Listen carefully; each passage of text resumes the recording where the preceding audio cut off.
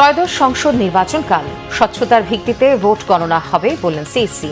সন্ধ্যায় জাতির উদ্দেশ্যে প্রধান নির্বাচন কমিশনারের ভাষণ। ভোট দিতে রাজধানী ছাড়ছে ঘরমুখ মানুষ, টার্মিনালগুলোতে ভিড়, কঠোর নিরাপত্তা বেষ্টনীতে সারা দেশ। এককভাবে সরকার গঠনে আত্মবিশ্বাসী তারেক রহমান বলেছেন, দেশের স্বাভাবিক পরিস্থিতি ফেরাতে হবে। ডয়েচে ভেলে ও এএফপি-কে সাক্ষাৎকার।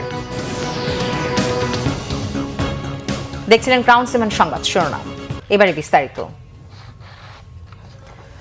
ত্রয়োদশ জাতীয় নির্বাচনের ভোট আগামীকাল। দেশের ইতিহাসে এবারই প্রথম একসঙ্গে হতে যাচ্ছে জাতীয় নির্বাচন ও গণভোট। সকাল 7:30 থেকে বিকেল 4:30 পর্যন্ত একযোগে সারা দেশে ভোট চলবে। গণ অভ্যুত্থান পরবর্তী বাংলাদেশে একটি অবাধ, সুষ্ঠু ও নিরপেক্ষ নির্বাচন করতে চায় ইসি। অনিয়ম ও বিশৃঙ্খলা এড়াতে এবারে নির্বাচনে আইন শৃঙ্খলা বাহিনীর সর্বোচ্চ সংখ্যক সদস্য মোতায়েন করা হয়েছে। বিস্তারিত সৈকত সাদিকের প্রতিবেদনে।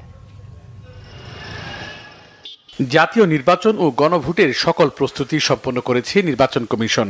12 ফেব্রুয়ারি সকাল 7:30 থেকে বিকেল 4:30 পর্যন্ত 300টি সংসদীয় আসনের মধ্যে 299টি আসনে ভোট হবে। একই সঙ্গে চলবে গণভোট। এরই মধ্যে শেষ হয়েছে প্রবাসীদের ভোট ও পোস্টাল ভোট কার্যক্রম।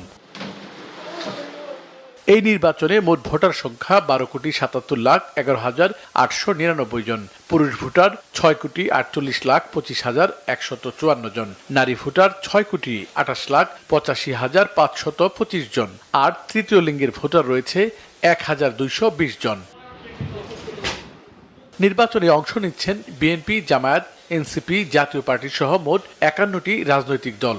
আর মোট প্রার্থীর সংখ্যা 2,028 জন। এর মধ্যে নারী প্রার্থী রয়েছে 81 জন। সর্বোচ্চ 15 জন প্রার্থী প্রতিদ্বন্দ্বিতা করছেন ঢাকা 12 আসনে। নির্বাচন কমিশনের পক্ষ থেকে সমস্ত প্রস্তুতি সম্পন্ন। নির্বাচন কমিশন আশাবাদী একটা চমৎকার নির্বাচন অনুষ্ঠিত হতে যাচ্ছে। বাংলাদেশের ইতিহাসে যে কটি নির্বাচন হয়েছে, এত অধিক সংখ্যক আইন শৃঙ্খলা রক্ষাকারী বাহিনীর সদস্য কখনো নিয়োগ করা হয়নি। রেজাল্ট একসাথে হবে, আলাদাভাবে কোনো রেজাল্ট হবে না, রেজাল্টই একসাথে হবে। গণভোটের রেজাল্ট তো সহজ, কয়টা না কয়টা প্রিজাইডিং অফিসার ডিক্লেয়ার করে দিবে সেন্টারেই।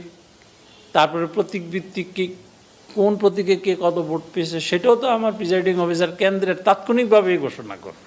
ভোটারদের নির্ভয়ে ভোট কেন্দ্রে যাওয়ার আহ্বান জানিয়ে কোনো ধরনের বিশৃঙ্খলা ও অনিয়ম বরদাস্ত করা হবে না বলে জানিয়েছেন নির্বাচন কমিশনার। ভোট কেন্দ্রে কেউ কারচুপি করতে চাইলে সেটি